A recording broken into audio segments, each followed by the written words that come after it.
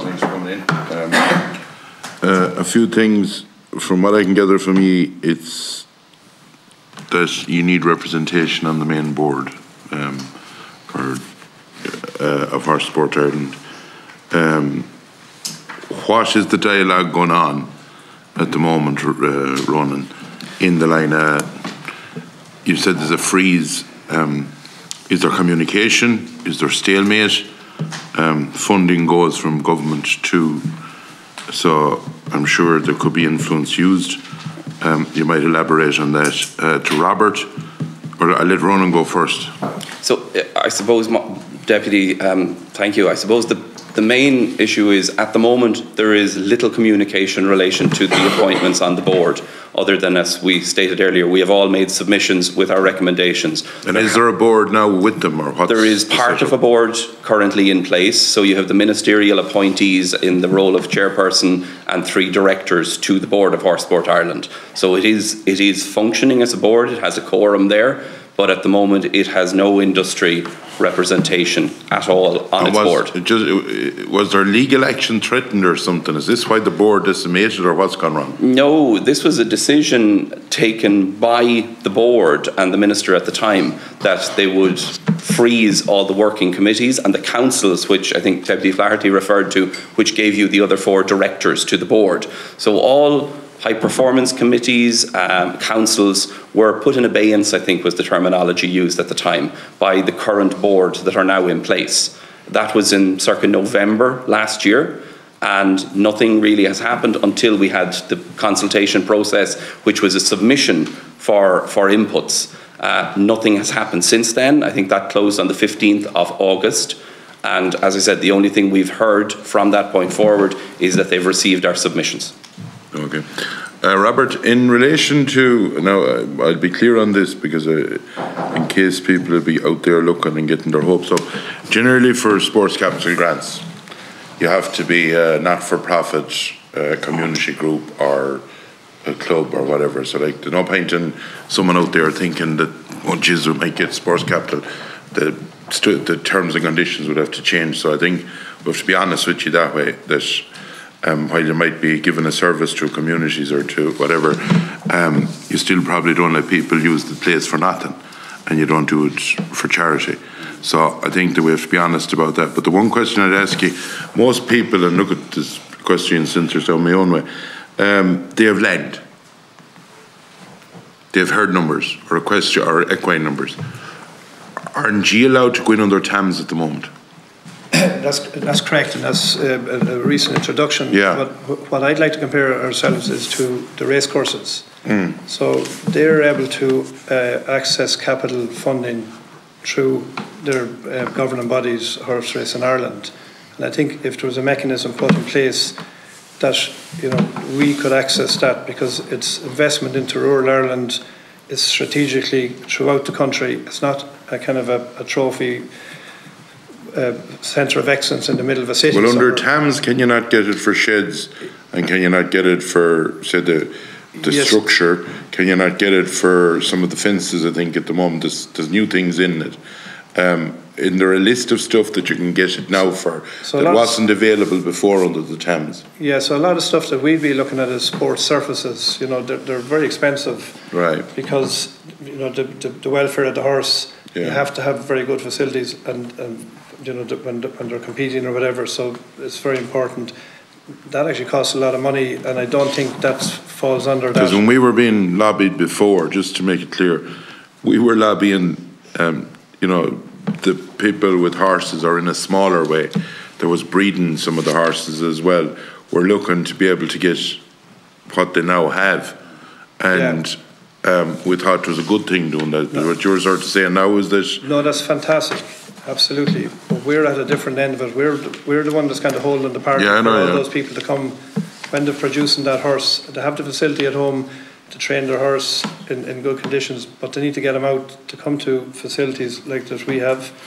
And it's important that we are able to provide the best facilities to compete with standards that they're used to abroad. What you're saying to me, though, is that the budget that Horse Sport Ireland get, that there should be no more than in the racing side of it, that there's X amount be given to the different racetracks, Yes. that they would have a budget that they would be able to allocate to help the equestrian centre. Is that what you're saying? Yeah, and that was in one of the previous reports. Yeah, and the unique thing about that, it was strategically throughout the country. It wasn't any one centre or whatever.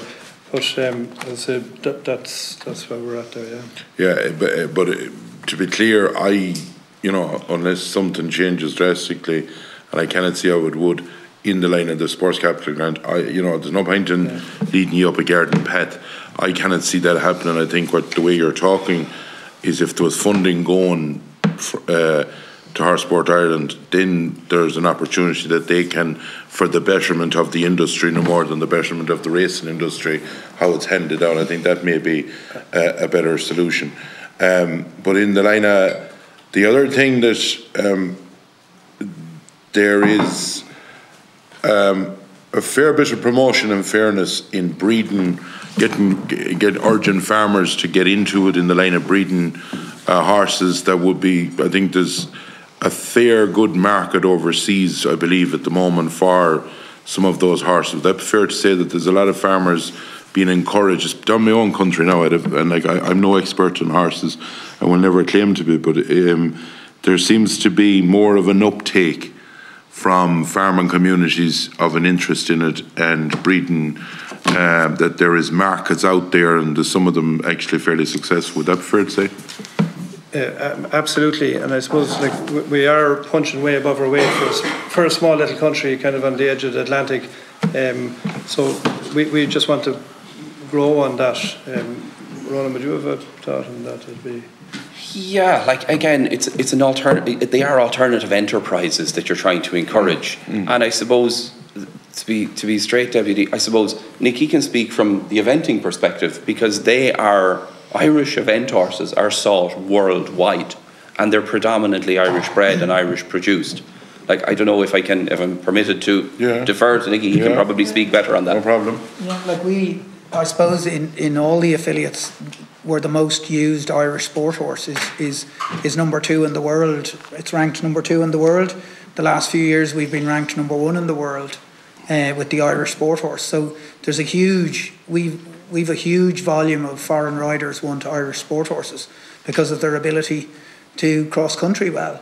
If you look at the European Championships, it was the Irish sport horse that was able to.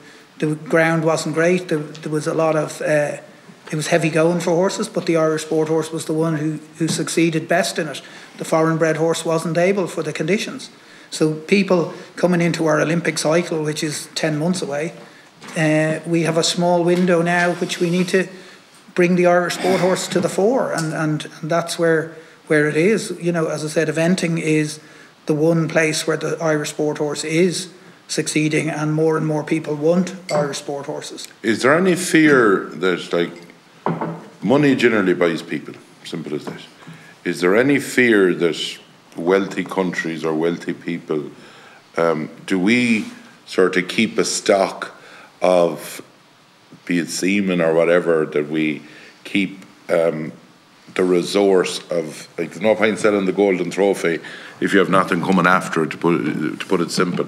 Have we any sort of a backup plan that we won't be in years to come looking across the water or looking across somewhere and saying they were our horses, but we have I won't say the lesser ones now at the moment? Is there any sort of a security plan that we keep a certain amount secured for ourselves, the way that we're able to compete as well?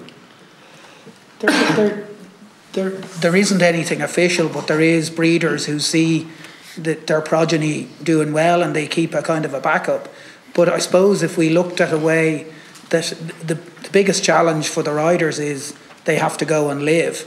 So if there was some way that when we realised that we actually have this special horse, that there was some government programme that could come into place, like in other countries for the eventing anyway, the national federations will buy into the horse to keep it in the country, that it's used then for their national federation. The army buys into horses here, don't they? Mm-hmm. Yeah, but that's kind of for the army use. It's not, whereas if as I said, in other countries they have plans in place, which means they see a top level horse that's, you know, on the market to be sold possibly out of the country somewhere else, and they say, well, listen, we'll buy into this horse, we keep it in the country, it'll now run for Germany or France or Belgium or whatever country it tends to be, and we'll give it to a rider who's has the best possibility of winning a medal on the horse. So these are plans that, you know, we should be looking at as well. That, you know, as you say, maybe tax incentives or something like that, that we can turn around and keep these horses. That's our biggest challenge in eventing, is that when a horse reaches a peak and he starts doing well, there's someone comes in with a pile of money, the rider has to survive and live. So the only thing he can do is oust it on and hope that he has another one in the yard that maybe will come close to it.